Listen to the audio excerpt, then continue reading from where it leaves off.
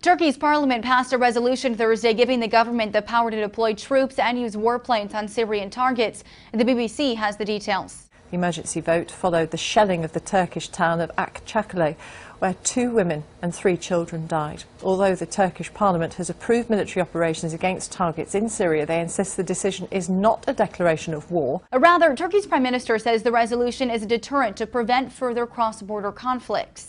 The real purpose of the bill that was approved in Parliament is to establish a deterrent. As you know, one of the best ways of preventing wars is effective deterrence. But CNN's Christian Anmanpour says the Turkish people have grown critical of the Prime Minister's support for the Syrian opposition.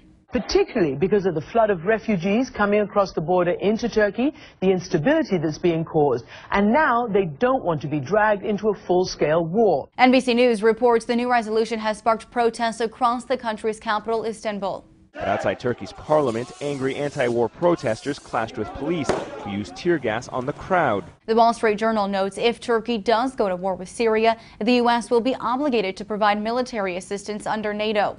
Turkey has a significant military, but the country is not strong enough to topple Assad without U.S. help. They are all waiting for U.S. leadership, but the U.S. isn't even willing to lead from behind.